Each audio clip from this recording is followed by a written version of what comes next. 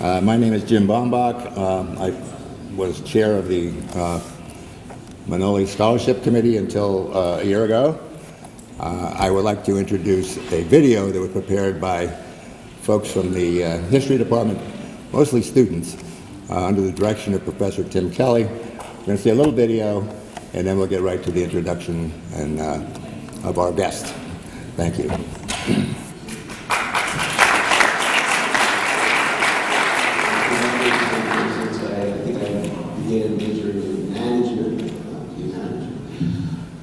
Second semester was accounting, third semester was English, and then I sat in on a Chuck Manoli class. And it's the Manoli method.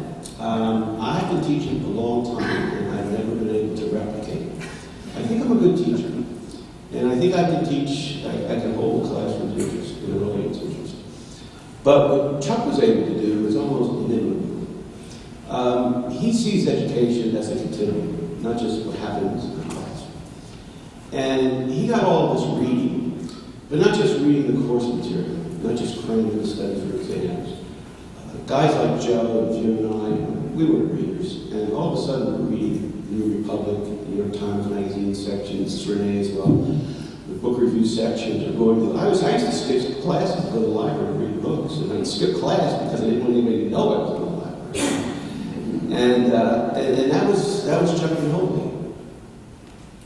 And then whenever you're ready, I would just say, talk from your heart and say what it means to you to be getting this honor.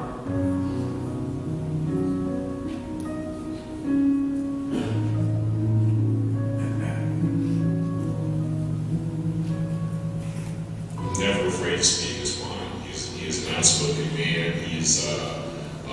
He understands politics. He understands history, of course.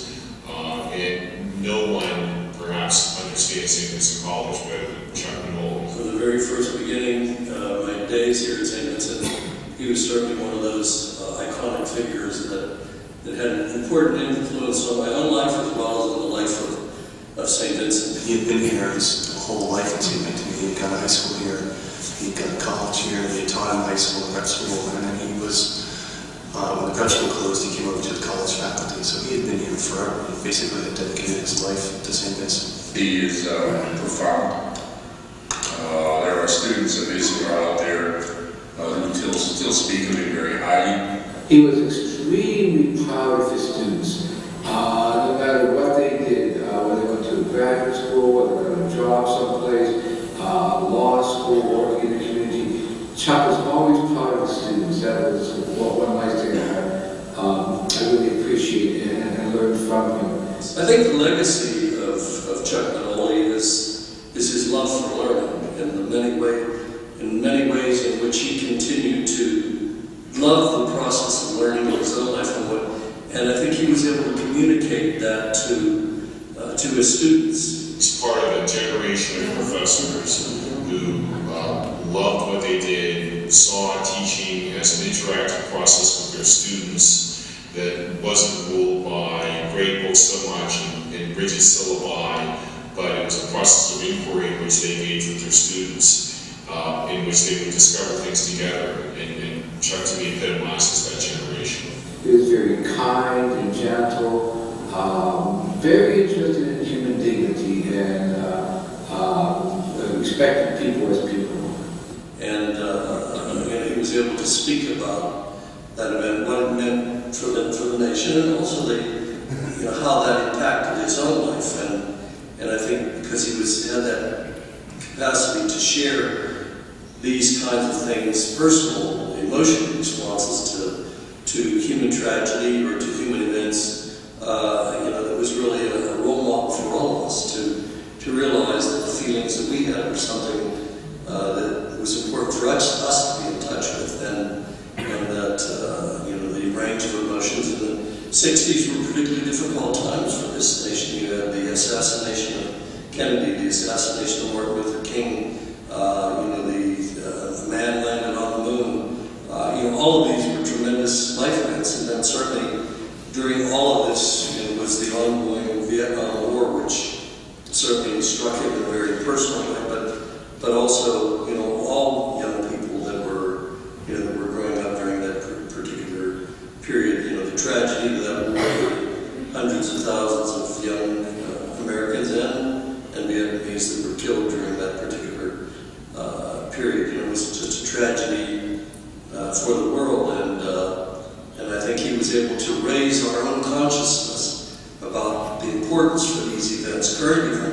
and how we need to be attentive to them. You know, we don't live in isolation, you know, from the rest of the world.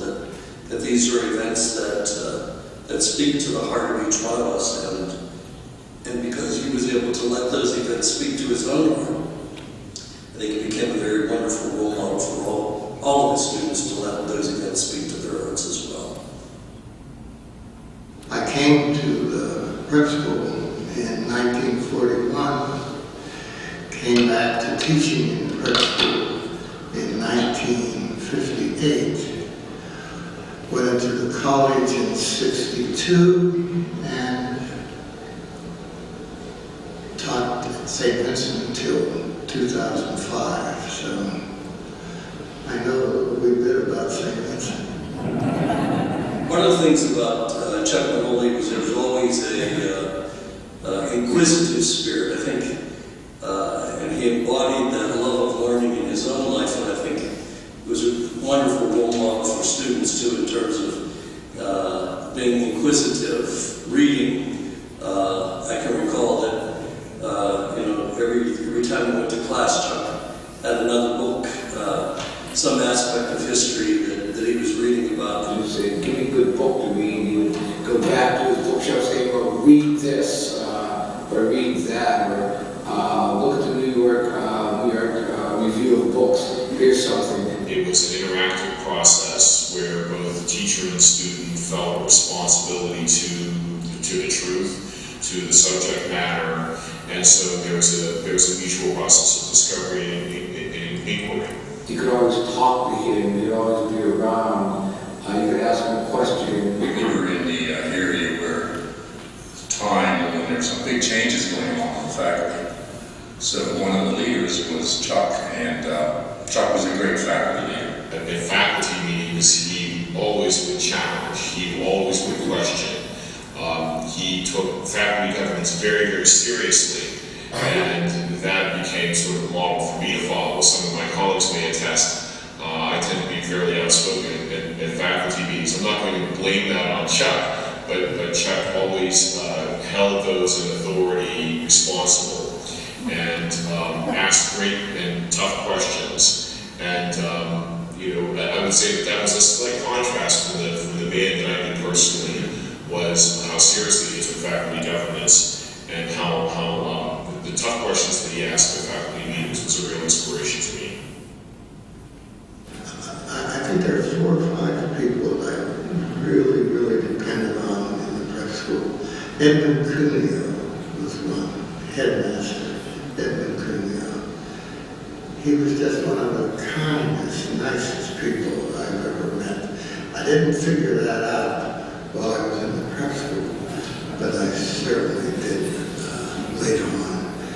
Egbert Degnan, he put a terrible premium on telling the truth. And I think I caught that, you know, that I got in the bad habit of telling the truth. And when I was in college from 62 to 05, I'm pretty sure I upset people, but I didn't detect any reprisals. I certainly didn't get any of that from Edward Degnan. In his retirement, he continued to teach at the college. He taught a class each semester, and he donated the money that he was paid for each of those classes into a scholarship fund to fund an undergraduate who has unlimited needs. And so, you know, even at a point where you would think, okay, he's facing retirement, he's got economic concerns and constraints that he probably should be concerned about. He said, I'm going to take whatever money I make from my continued service to the cause, and I'm going to give that to my students, to recipients and students. So I think he modeled an admirable life, a good citizen, caring individual, committed to other. Manoli leaves a legacy. I mean, the students that he taught over the years, you know, felt very strongly that they want to memorialize that legacy in a way that the scholarship can perpetuate not only his memory but also his love of learning, and the scholarships will be designated for those who embody embody that spirit and that love of learning in their own lives, which the role of a good education. And in a way, I think that's why he really embodies the best of what Saint Vincent has to offer, because he himself loved learning, and that's a strong tradition of the Benedictine mission throughout these many years. And I can think of no one better that embodies the teaching role.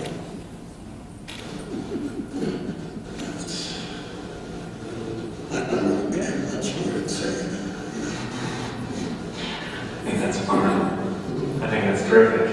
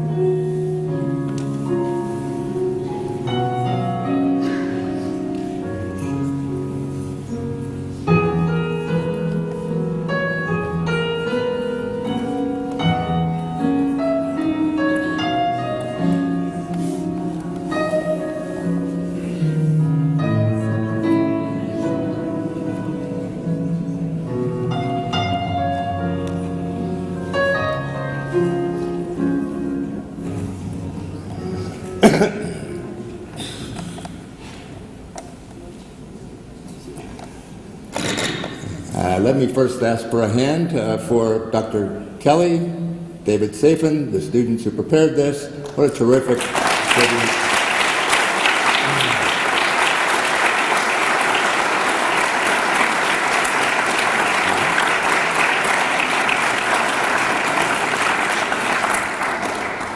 On behalf of the School of Humanities and Fine Arts and the Manoli Scholarship Committee, I'd like to introduce someone you may have heard of, Professor Chuck Manoli. Would you like to say hello?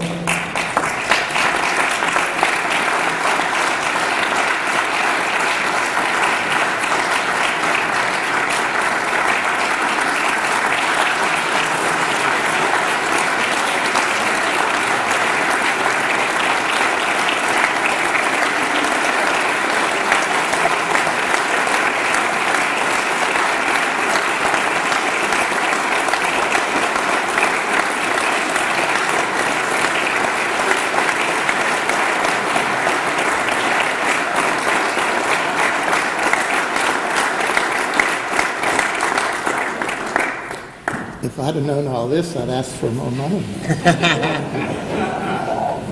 Listen, thanks for coming out. There's all kinds of people here that were confused about the Manoli way of teaching. So, a lot of them. And someone I'm looking at thought it was incompetent. But listen, thank you. I'd like to thank Boomer and Joe and the rest of these people that must have had a lecture or two about why are you doing it about this guy, you know. But thanks again. Thank you.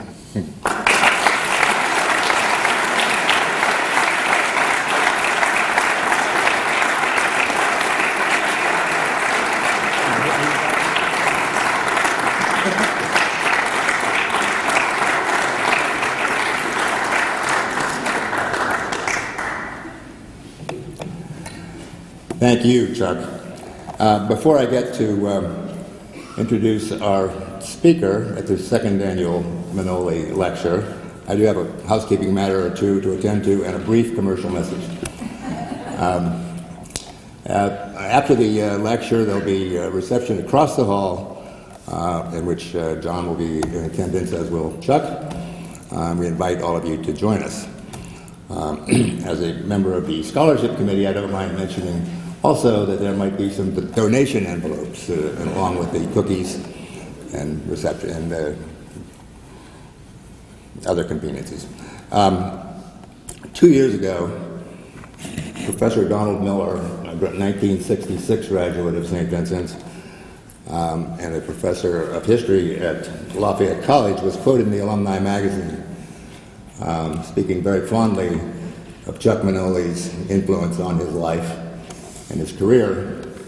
And when I saw the quote, I called my old friend and classmate Joe O'Connor, asked him if he had seen it, and Joe immediately said, you know, we should do something as a tribute to Chuck. And since neither of us was as eloquent or articulate as Don Miller, we decided what we could do was perhaps enhance the scholarship that Professor Kelly referred to in this video that you just saw, which had been created by Chuck and Anita.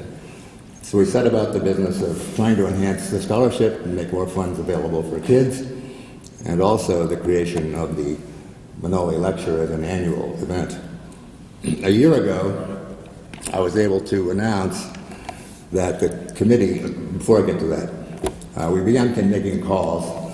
We assembled 12 or so classmates who were like-minded and appreciative of Chuck, and the first two, I might add, to respond were the aforementioned Professor Miller and our speaker tonight, John Degnan. I mention that only because I want to dispel the rumor that you must be a graduate of the class of 1966 or a member of the committee to become a lecturer in the Manoli Lecture Series. 10 or 12 of us a year ago were able to announce that we had in fact doubled the amount of funds that were available for students on a need basis, and a year ago 3 students were receiving funds from the Chuck and Anita Manoli Scholarship. In one of the more informed decisions I think I made, I decided at that point it was time to turn the gavel over to someone else, and I nominated Michael Walsh from the class of 1966 to succeed me as chair. I thought it had sort of a bookend effect because I was in Chuck's first class here and Michael was in his last decade. We had, by the way, representatives of all 4 of Chuck's decades here on that committee. Michael developed a plan to once again match the Manoli contributions to this event, to this scholarship. And we are now at the midway point in a 2-year plan. And at the halfway point, we have now raised 70% of the funds that we set out to do. So I want to commend the committee again. I want to commend anybody who has contributed, and I want to urge others to do so. Now, to the matter at hand. One thing about Chuck has been well established, which is his generosity of spirit. That generosity, having been a student, didn't always necessarily translate into the generosity of awarding A grades. I forgive you, Chuck. You were right.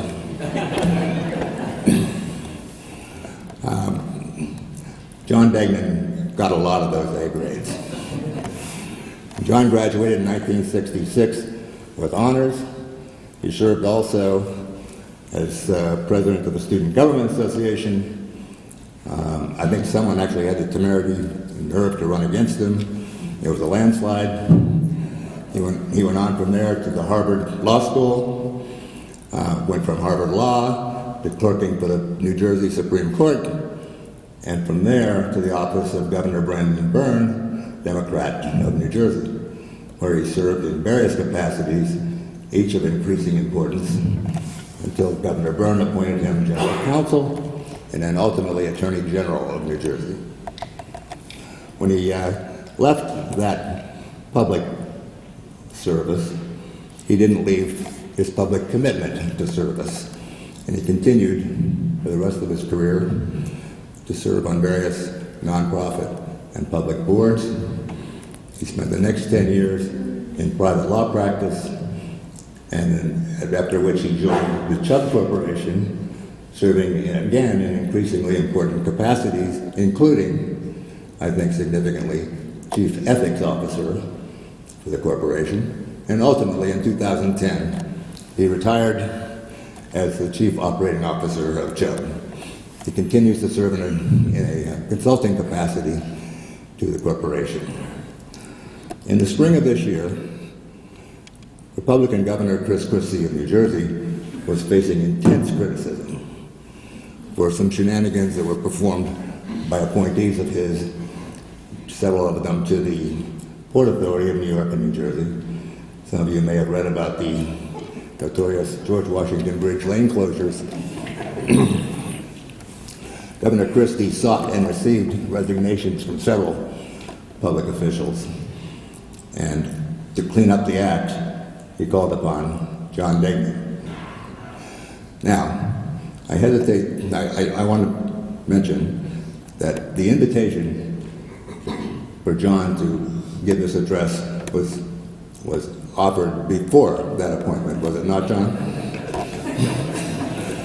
I recall reading about the appointment and thinking, oh good, we can increase the ticket price. And then I realized there is no ticket price.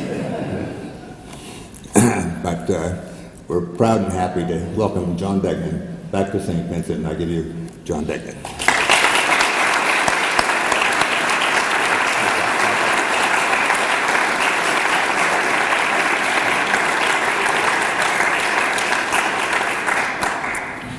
The class I remember of Chuck's where there were the most A's was one class that he had in which he said, "You're all eager to be participatory in democracy. I'm going to let you grade yourself this semester." And we all graded ourselves, and I think there were 90% A's in that class.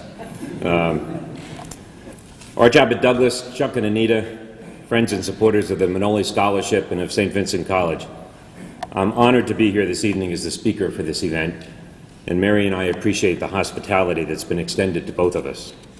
It was exciting to visit the campus again yesterday with Father Paul, to go through the Basilica, see what's been done there, but to relish the memories, and I see so many people in the audience with whom I shared those memories. They're easier to recall all the good ones after all these years.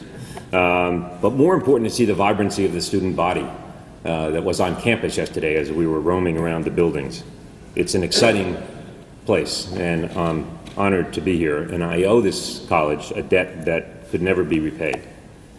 But let me begin tonight by acknowledging the precipitating catalyst which brings us all here together. It's quite simply Chuck Manoli, although there is nothing simple about this man. When I attended St. Vincent from 1962 to 1966, it was a tumultuous period in the nation and at the college. Participatory democracy was a buzzword and a cause for many of us, and resulted in an interesting and challenging dynamic between the administration and the students.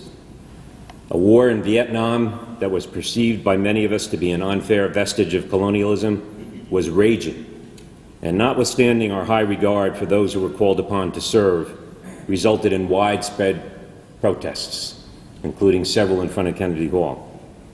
And the Catholic Church was in the midst of what seemed then to hold the promise for fundamental reform. The monastery burned, and the monks were getting used to a new abbot. So the climate on campus for most of us, students, monks, and teachers, could best be described as unsettling. In fact, I reminded the Archbishop last night, if I recall correctly, when I received an award as a senior at what was then called the Seniors Convocation, it was then the John J. Maloney Award, the then Dean of the Students walked out in protest to my having gotten the award. As I look back on those days, though, there were two fundamentally constant and stabilizing factors. First was the level of acceptance and tolerance within the Benedictine community here, even though I suspect many of them were less than fully sympathetic. Chuck spoke to that in the video tonight, when he said he felt no sense of retaliation or reprisals for views that he held and I shared that were then definitely out of the mainstream of St. Vincent. I believe that that was rooted in core Benedictine values. I'm the product of a Benedictine prep school in the city of Newark, I'm glad to see two of my colleagues from that school here tonight, Peter Santiago and Brendan Ocampo, who are now attending Saint Vincent College. St. Benedict's is in the middle of the city of Newark. I've been witness there, and of course here at the college, to the stability of place and work that typifies those who live according to the rule of St. Benedict's. And I've come to appreciate the precepts of peace and of work and prayer, which are at the core of Benedictine values, and are a solid prescription of how one should conduct one's life. I hope all of you get to see eventually a PBS production titled The Rule, which speaks to an urban monastic commitment to the place, a riot-ravaged Newark, and to the work, educating young men. As I look back on my life, I can't overstate the influence those values that the Benedictines instilled have had in shaping my life, my career, and my worldview. The second constant, though, was a remarkable number of faculty members, lay and religious, who inspired and sometimes demanded intellectual rigor in our development, insisting that analytical thought underpin and inform our sometimes emotional and youthful reactions. People like Bill Donaher and Bernie Shear and Fathers Austin and Campion and Archbishop Rembert, and certainly Chuck Manoli. Chuck, as a teacher, was what I would call an intellectual provocateur. I recall, as if it were yesterday, his prodigious appetite for reading and the excitement he brought to the classroom virtually every day when he would share the ideas that those readings provoked, put them in historical context, and stimulate deeper analysis, dialogue, and development of the concepts.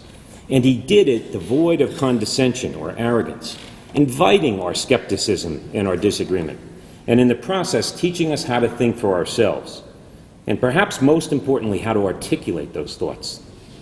Don Miller spoke last year, and you heard it in the video tonight, of his lifelong love of reading inspired by Chuck. Those words resonated for me as I experienced exactly the same thing. There has been no teacher in my life more skilled or competent in motivating and energizing students to question and to learn than Chuck. And finally, it needs to be said, he was a man whose own personal values and devotion to family, shaped no doubt by a committed and grounded partner in Anita, seemed to demonstrate that those were values that also needed to be emulated, in addition to intellectual acumen. In fact, I owe to St. Vincent an even greater debt.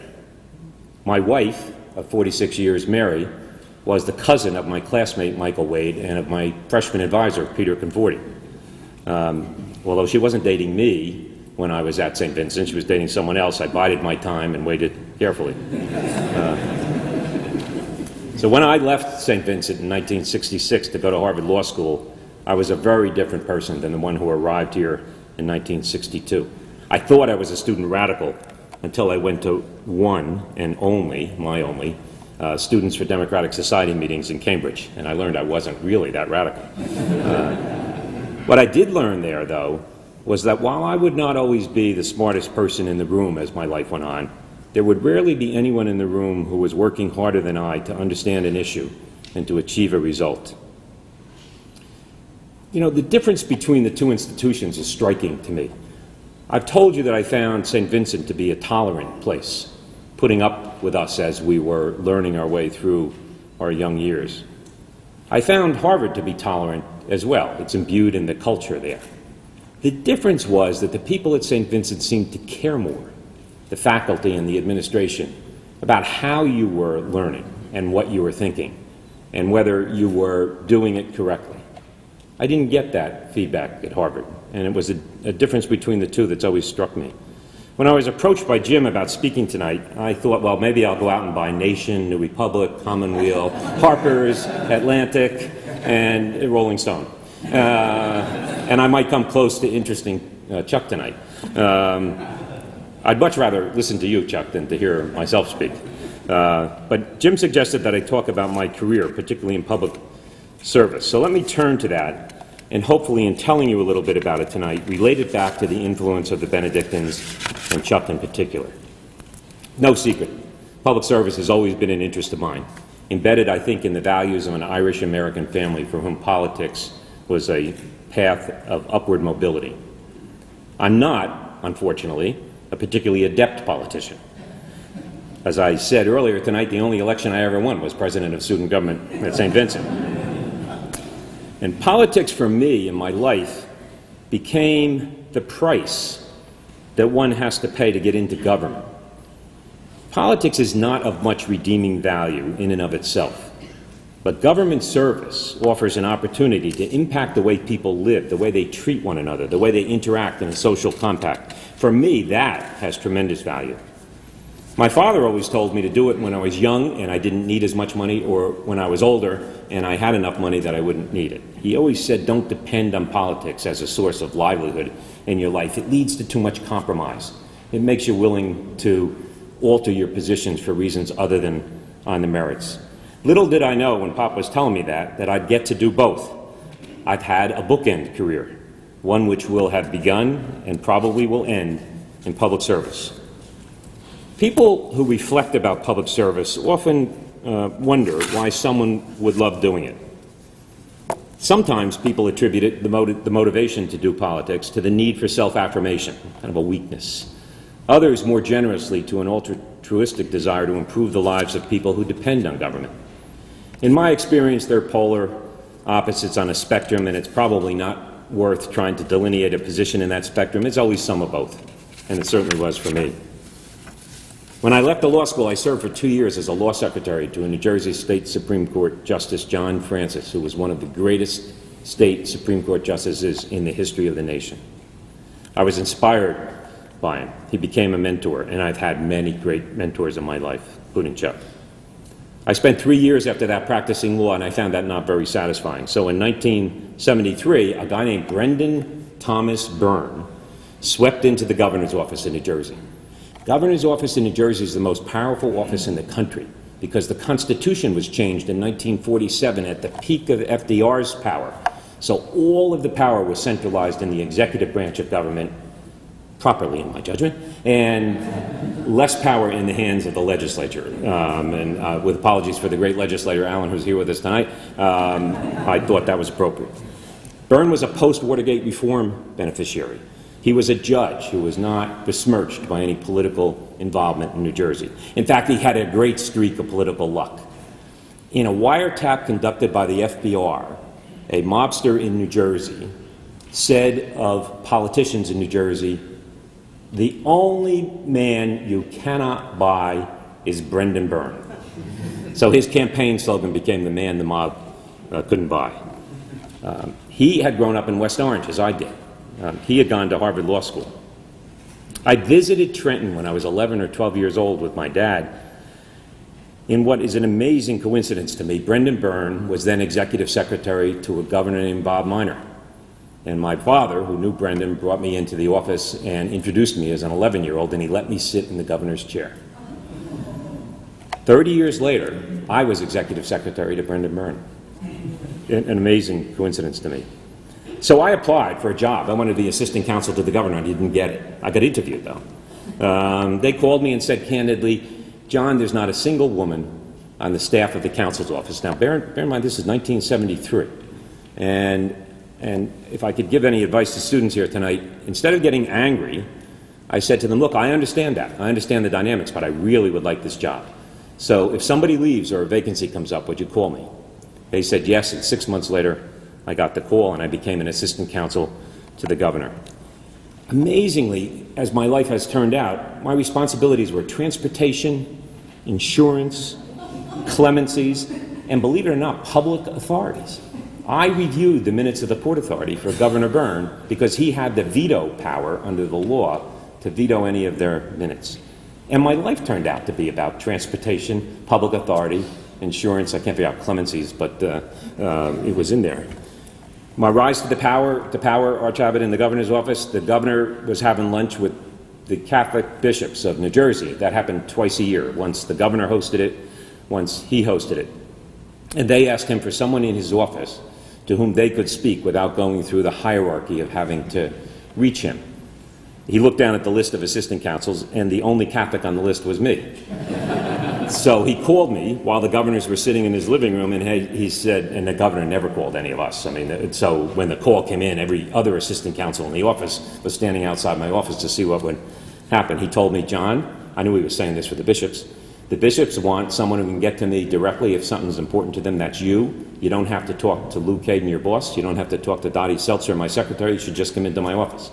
I said, absolutely, Governor. I hung up the phone. I went to tell Lou Caden and Dottie Seltzer that I would always go to them before I talked to the governor.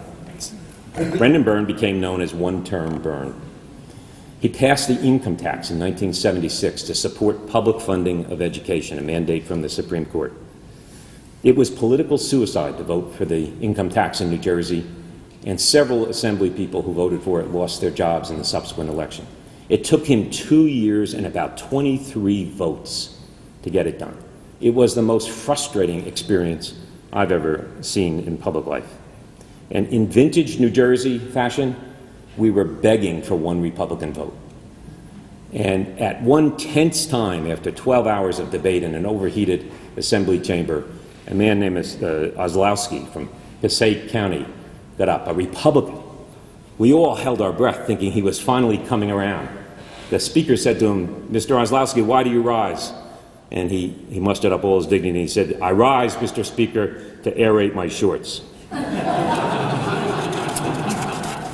We never did get a Republican vote, but we did elect a couple more Democrats and it got passed. But nobody thought Brendan Byrne could get reelected, and all the good people in the office started to leave.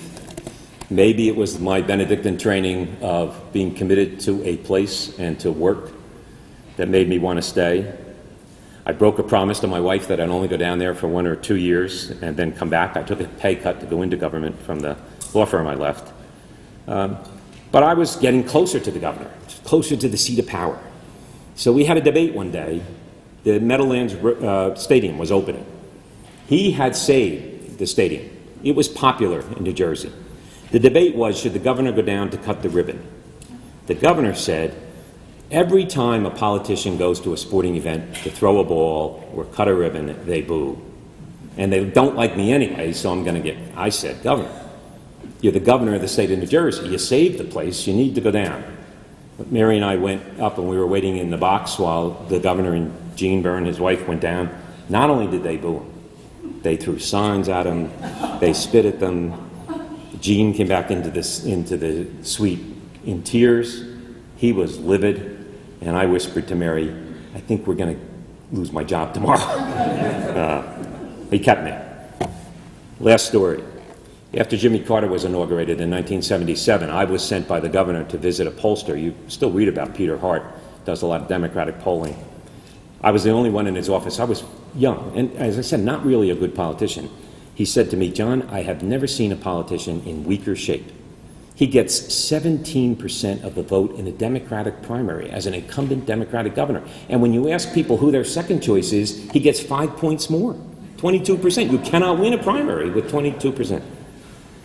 So the governor, when I went back and reported that to him, said, convene a meeting at the Princeton Club in New York City, and we invited the 12 top advisors, the money people, the pollsters, the old friends, the political people. I was the youngest and least experienced, but I invited myself since I had control of the list. I knew they were all going to urge him not to run for re-election. I had one friend, my boss, Lou Caden, who was only a couple of years older than I was, and Lou and I agreed that we would make the case at this dinner that he should run. It started with seniority, so I was last to speak. Lou was next to last to speak. The arguments were so compelling that Lou looked over at me when he started and shook his head. He had changed his mind. I made a kind of emotional, heartfelt appeal for the governor to run. I thought he had done the right thing to pass the income tax and in many other areas. He was an honest, admirable public official. I told him he could control the next state Democratic committee chair and influence policy as it went forward. He looked at me, he didn't say anything. By this time he had tears in his eyes, as I think I did as well. Never mentioned that dinner to me again until after an amazing primary when he won with 27% of the vote because so many people ran against him, including 2 of his own cabinet officers, and that was his strategy all along. He discouraged no one from running against him. He won the primary and could not possibly win the general election. But he did. So the day after the general election, national news networks were in Trenton to hear. It was the turnaround of the decade. And he called me in the office the morning he was going out to do his post-election press conference, and he said, "John, what was the date of the meeting at the Princeton Club?" And I said, "Governor, I have no idea." And he said, "Well, go find out." And I told him, I went out and checked, and I told him it was February 16th. He said, "Thank you." And he went out, and he said to the world, I want the world to know there were two people in my life who urged me to run for re-election. My wife and John Degnan at a dinner at the Princeton Club in February. That afternoon, I asked him if I could be Attorney General. In New Jersey, he's appointed, or she's appointed, not elected. He said, "John, you're too young, and you're too inexperienced." And I said, "Governor, for the last 6 months while you were running, I was in the office every day. I was running the government. We didn't do anything. The whole idea in 6 months before the election is to do nothing, to get into trouble. But I can do nothing very well." And so we debated, and I knew who else he was thinking about. And again, he didn't tell me what he was going to do, but I knew he called a press conference on a Thursday morning and was going to announce it. And so I had the office outside his. I didn't go to the bathroom all day. I sat in that office hoping he would stop to tell me he was going to appoint me the next day, and he didn't. So I left the office at 5 o'clock. I went home to West Orange, where he'd moved back, Mary and our children and us, thinking I wasn't going to stay in Trenton. And at 8 o'clock at night, I got a call from the trooper at the governor's mansion, and he said, "Be here at 8 o'clock in the morning." And I said to Mary, "At least he's going to tell me who it is." At 8 o'clock the next morning, he called me into the solarium with his wife, Jean, whom I loved and still do, possibly because of this. And he said, "Jean and I want you to be Attorney General." But he paid a price for that. The first question at the press conference that afternoon when he announced it was, "What experience does Degnan have to be Attorney General?" And his answer was, "He's a quick learner." So I served as Attorney General for 3 years, from 1978 to 81. Best job I've ever had. New Jersey, like the governor, is the strongest Attorney General in the country. The top criminal prosecutor in the state. The sole legal advisor to all state agencies. And by law in New Jersey, a state agency has to follow the Attorney General's advice. And you know what happens in government when controversial decisions come around and political people are making them? They want the insulation, really, of someone else telling them what to do. So if it's a question about funding therapeutic abortions, as there was a question in 1978, the Commissioner of Human Resources asked the Attorney General for an opinion. Now, anybody who's aspiring to be a lawyer here should know that there's never a clear answer in the law. It's almost always gray, and you can tilt it one way or the other within limits. But by default, the Attorney General becomes an even more important influence on public policy. During those 4 years, I had an opportunity to reform the criminal code. We decriminalized all consenting sexual activity between adults. That got me the label sodomite in a hearing by a woman who was upset at the hearing. We adopted casino regulations and opened casinos in Atlantic City. My favorite, we deregulated liquor. You know, since Prohibition, liquor had artificially high prices that allowed wholesalers to post their prices for 30 days and adjust them one to the other. So the same bottle of J&B Scotch was the same price from the wholesaler to the retailer, and then from the retailer to the public. And the social theory was, if you keep prices high, you'll keep consumption lower. How naive is that?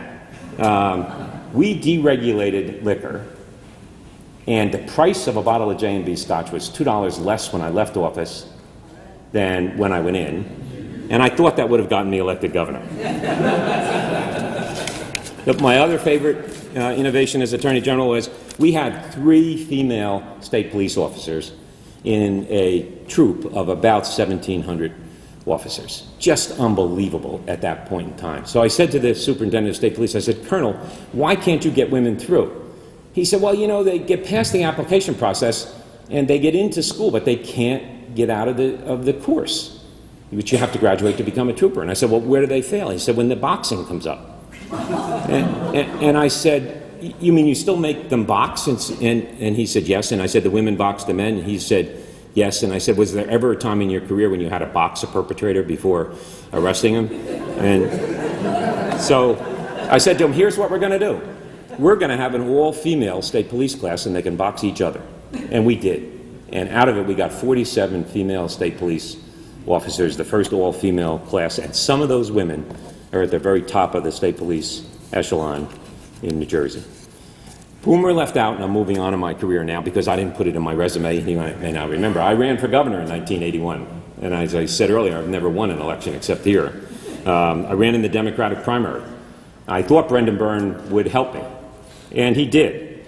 What I learned at the end of a tortuous 3-month campaign was that not everybody who loved Brendan Byrne loved me, but everybody who hated Brendan Byrne hated me. So I was saddled with his record, and I was convinced I would come in at least second. I came in 5th in a field of 11. But I had won a liberal district in northeast Bergen County, New Jersey. So I called Mary and said, we're moving to Teaneck, and I'm running for Congress next year. And she said, you know, we had $5,000 in the bank before we started the election. We have nothing now, and we have 3 kids. I think you need to do something else before. And my father's advice came back to my mind, and I went on to do other things. With the benefit of time, and we were talking about the pain of losing an election, that you believe you're qualified to win and that you do the best job. Time tends to put everything in perspective, and Mary had it right the day after we lost when she said to me, it's probably better. Under the circumstances, I'm not sure I could have done what I would have wanted to do. So I then went into my middle years of my career, the ones that were less interesting, some of them. I practiced law again. But then I went to this great company called Chubb. The Chubbs formed this company in 1882. And here's a great story I don't think could happen any place but in America. My grandfather in West Orange was an Irish immigrant. He was not literate. He had 6 children, and my dad was the youngest, the only one to go beyond high school, even to finish high school, by the way. Grandpa Degnan made his living by being a part-time gardener in a place in West Orange called Llewellyn Park, which was the first private enclave of wealthy homes in the United States. And in the park, there was a Mr. Chubb, Hendon Chubb, who had an estate. And my grandfather worked as a part-time gardener for Hendon Chubb. 2 generations later, when the last Chubb left this great company that they had formed, I took his office. And I think the Chubbs were happier than the Degnans about it, but I don't think there are many places in the world in which in 2 short generations that kind of progress could happen. I loved that company. I identified with its values, the same way I identified with the values at Saint Vincent. And I'll just tell you one story and move on from there. In 2001, when the World Trade Center was attacked, Chubb was the 2nd largest insurer of the World Trade Center. The first thing we did that morning was to find out how many of our friends had died, because the insurance industry had many offices in that building. The second thing we did was and where our family members were. The second thing we did was to think about whether the company could survive. We didn't know whether the Sears Tower would be attacked. Remember, the Pentagon was attacked within an hour of the World Trade Center, and what other major buildings in the state. We were a $6 billion company. In the end, we paid $3.5 billion in losses. But that day, the first claim came in. And insurance policies have a provision in them called an act of war. It's an exclusion. You do not have to pay an insured loss if it's caused by an act of war. And the reason is you can't anticipate when war was happening. Insurance is all about anticipating the severity and probability of a loss. And if you can't, you can't price for it, so you can't charge it. We had an act of war in every one of our policies, exclusion. The President Bush, was calling it an act of war. Nobody then knew who Al-Qaeda was. It could have been, for all I knew, a paramilitary unit of the Syrian army, which would have made it an act of war. That day, someone whose car was lost in the collapse of the towers, believe it or not, asked if we would pay for a rental car. And we had to give him an answer quickly. But we knew that that precedent would bind us for an unlimited, virtually, amount of money. And within 24 hours, Chubb was the first company in the insurance industry to announce that it would not apply the act of war exclusion and would pay every claim until its money ran out. The Treasury Secretary said a week later that it was the insurance industry that undermined the terrorist goals in the World Trade Center, which were 2: kill as many people as they could, and secondly, undermine the financial structure of the system of finance in the United States by attacking them close to Wall Street. I've never had a prouder moment in my work life than that. Last story. I when I came to Chubb, I joined them as general counsel, and the chairman, I was then 46, and the chairman said, he was also a St. Benedict's grad, by the way. Maybe that's how I got hired. Bear that in mind. He said to me, you know, we don't have a mandatory retirement policy, and federal law allows you to have mandatory retirement for the top 5 people in the company, so I want you to write one. Here's a lesson. When you're 46, 65 seems old and a long time away. It's neither.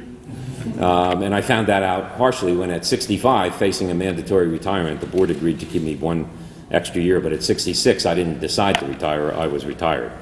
I kept the gig as a consultant to the company, and I went home, and Mary and I began to talk about what we were going to do for the rest of my life.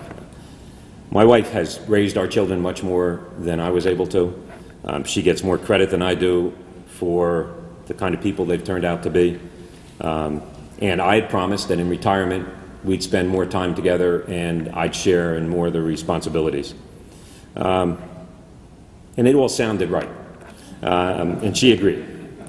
But she knew me well enough after all those years to wonder whether that would hold. And in the spring of this year, I had this tremendous moment of weakness. And besides, Chuck, I knew I had to find something to talk about tonight. So I decided to take the job. But I had just finished the trilogy that Edmund Morris wrote on the life of Teddy Roosevelt. And I was struck by the progressive nature of the man and the impact he had on millions of lives and the quality of life of several generations of people in this country. And I began to think that I was blessed with good health and that maybe I had another public service gig in me before I couldn't do it again. I was also moderately bored. And worse, Mary was in New Jersey, I was in South Carolina, and I just played the worst 3 rounds of golf of my entire life and thought there's got to be something more. When I read in the New York Times that the chairman of the Port Authority had to resign as a result of Bridgegate, not many people know that I did this, but I called Governor Christie's office and volunteered for the job. And I spoke to someone close to him and said, you know, if the governor wants somebody who's a Democrat rather than a Republican, who might be able to get confirmed by the state Senate and who wants to be independent, because I don't want the job if I can't be, I'd be interested. He had that individual call me back the next day and tell me I needed a sanity check. I emailed Mary and asked her if I could do the job, and she said, perhaps too quickly, go for it. Christie was in a crisis. People who love Chris Christie and people who hate him. I'm always struck by the kind of people who love this man. You know, there's an African-American waitress in South Carolina at the place we go to dinner at. She knew I was from New Jersey, and she's asked me several times whether I knew him, and I finally told her I knew him. And the other, several weeks ago, I got a picture signed by Christie for her. It says, to Barbara, thanks for your support, Chris Christie.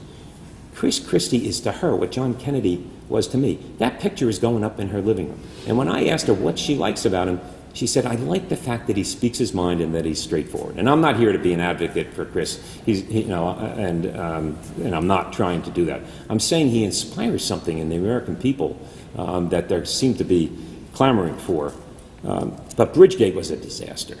2 runaway, relatively low-level people in his office decided to retaliate against the mayor of Fort Lee for not endorsing the governor by closing access lanes to the George Washington Bridge and causing thousands, hundreds of thousands of lost productive hours and probably jeopardized lives of ambulances trying to get across the bridge. It was a horrendous decision. The governor says he knew nothing about it. The investigation's not over, but I'm taking him at his word for the moment. But there were broader allegations of conflicts of interest. My predecessor appeared to have voted on projects that benefited clients of his law firm. There were political patronage allegations and favoritism. There were 7 separate criminal investigations underway at the time. There are now 11, and they're all still underway. But the importance of the Port Authority to the region is incalculable. There are 12 commissioners on the Port Authority, 6 appointed by the New Jersey governor and confirmed by the Senate, 6 by the New York governor and confirmed by the Senate. By a handshake agreement of the 2 states, the governor of New York appoints the executive director, who's like the CEO. The governor of New Jersey appoints the chairman, who's like the chairman of the board. I'd rather be CEO and get paid, by the way, than be chairman and work in a high-risk, part-time, no-pay job. But that's the way the system worked. We had a long talk about what he wanted in the job and what he expected me to do. And believe it or not, I had been a student of the Port Authority since I was an assistant counsel to the governor and was reviewing their minutes. If you never read, Robert Moses wrote a tremendous book called The Power Broker about the role of public authorities in the United States, the way that the head of an agency can get the legislature to pass laws that create the authority and then issue bonds, and in the covenants that you make to the bondholders, make certain promises that the legislature can never overrule. They become an operating entity of their own. Now, that's good and bad. They can do things that government can't, but they can do terrible abuses if they violate them. Perhaps the Port Authority is the greatest of any public authority in the United States in its history. It was created by Woodrow Wilson when he was governor of New Jersey. At least he had the genesis idea. And it was adopted in 1921. Identical laws passed by New York and by New Jersey, really designed to coordinate the port of New York and New Jersey, where railroads were bringing products in and ships were taking them out and vice versa. And it had to be done on a bi-state basis. To be a bi-state public authority, you need congressional approval of the laws of the two states. You can almost never change this once it happens because it's so hard to get passed. In 3 years, in 1928, from 1928 to 1931, the Port Authority built the George Washington Bridge, the Bayonne Bridge, and the Goethals Bridge, all on time and for budgets of about $30 million for the GW Bridge, $13 million for Bayonne, and about $11 million for the Goethals Bridge. Today, we're replacing the Goethals Bridge. It'll cost $1.2 billion. Today, we're raising the roadbed of the Bayonne Bridge on the same structure. It costs $13 million to build. It'll cost us $1.3 billion to raise the roadbed so that larger ships can get underneath it to get to the port. And we're strengthening the suspenders on the George Washington Bridge. And after 1931, we built a double-decker lane on that bridge. It's now double. They had the foresight in 1931 to build a bridge that would take a whole different deck. They built the Lincoln Tunnel in this roughly 3-year period after the George Washington Bridge was done. And they took ownership of the Holland Tunnel, which was built by the two states. They run the airports of John F. Kennedy, LaGuardia, Newark, Stewart, and Atlantic City, and Teterboro in New Jersey. They have a budget of $4.2 billion a year and 7,000 employees. I'm now the head of the 25th largest police department in the country. They have 2,000 police officers, 34 of whom died in the collapse of the towers in 2001, joining 50 of their colleagues from the agency who died in their offices when the tower collapsed. The collapse of that tower is still an integral part of the culture of that agency and will always be. These are 7,000 people who haven't had a raise in 5 years due to the politics between the two states.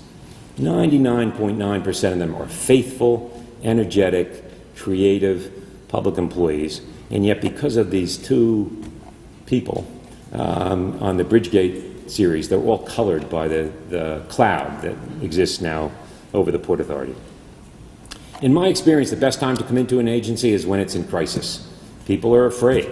They recognize there's a need to reform. The old sort of cultural, sociological reasons to resist reform dissipate in that kind of climate. And that's happening today, I think, in the Port Authority. Listen, this is not rocket science. I got a favorable article in the New York Times just because I announced that at public meetings, we were going to start letting the public speak before we voted, rather than after. That's not hard to decide. We publish minutes now 4 days before, and we publish the details of the minutes so that people who want to speak at the meeting can be informed about it. We take public votes, a roll call vote on everything, instead of doing ayes and nays that nobody can really tell who spoke at what. And I'll finish on the Port Authority by just talking about what it's going to be like in the next 2 or 3 years once these investigations are done. I was privileged the other day to go through the new World Trade Center. It was called Freedom Tower originally, but it's now back to One World Trade Center. It's 104 stories. It will have 4 million square feet of office space and enormous quantities of public space for the public to enjoy. It's on a site that will have a performing arts center, The Port Authority is helping to rebuild St. Nicholas Greek Orthodox Church, which was destroyed in the collapse, by building the foundation for the church, and we broke ground for the superstructure last week. So there'll be a church on the site of the World Trade Center. There'll be 3 additional office towers. There's an underground memorial museum to 9/11, which, although it's pricey, if you're ever in New York, you should take the time to see. It is, to me, every bit as moving as visiting the Holocaust Museum in Washington or in Israel. And we should never forget about the World Trade Center. In addition to that, there's a transportation hub that cost unbelievably $3.5 billion, designed by a Spanish architect named Cavallaro, which, when it's done, I think, and I had nothing to do with building this, I'm just around when it's being done, I'll probably get to cut the ribbon, will be one of the, if not the most beautiful public spaces in the world. There are acres of white marble going into a facility which people move through to the subways, to the PATH train to New Jersey, and to the ferries between New Jersey and New York. Just everyday people who need to be reminded that government can do something right. The marble, I was telling the Archbishop this last night, and it's literally acres of it, comes from the same quarry in Italy, run by the same family that quarried the marble that was used for Michelangelo's David. To say to the public that you're worth that kind of demonstration and that kind of elegance, for lack of a better word, is, I think, important in the world we live in today. So I'll finish. I'll be glad to answer any questions. But when now at age 70, I turned 70 last week. I find it hard to say that, but the more often I say it, the less painful it becomes. I've learned, Chuck, that you helped make me a lifelong learner. And more than that, you inspired me to live a life that tried to deploy what I was learning so that it was being put to use. Some for my benefit, my family's benefit, but most, I hope, for the public benefit. It was a privilege for me, really, to take on public service again later in my life. And one of the reasons I did it is that Mary and I have 5 grandchildren, 4 girls and a little boy named Johnny. He's the youngest, he's 5. And I love them all dearly. But young John Degnan, I was Johnny too when I was his age, was watching the governor's announcement in April with his father at night, and the governor was saying these obligatory nice things about John Degnan for 3 minutes, and Johnny looked up at his dad and said, "Daddy, he's talking about me." I wanted my grandchildren to see that public service has a value, and that it's a sacrifice in a way of my time and my energy, but it's a privilege and an honor to do it. Last Johnny Degnan story. How many people in the audience know what a gantry crane is? I don't feel quite so stupid. Father Fred does, and Don Miller does because he's written about them. I was at the Bayonne Bridge road rising, and the engineer started talking about gantry crane. I said, "What's a gantry crane?" And he showed me. It's this huge, sort of 2 towers that come up and meet at the top, and they lift very heavy things and move them along the bridge on rails. That night, as Mary and I were babysitting and I was putting Johnny to bed, he gave me a book to read to him, and it was about trucks and cranes. And believe it or not, the second page was about a gantry crane. And I told him I had just been on one. And I was thrilled, and he was. So maybe it was stability of place that kept me in the Byrne administration or kept me in public life. Maybe it was the value of work and the sanctity of work done for the right reasons that motivated me. Maybe it was the help of prayer and faith that I benefited from so many people and tried to engage in myself. But I really think it was Saint Vincent and the Benedictine Values and Chuck's secular adoption of them and the life that he lived that motivated me to live the kind of life I've tried to live. Thank you very much.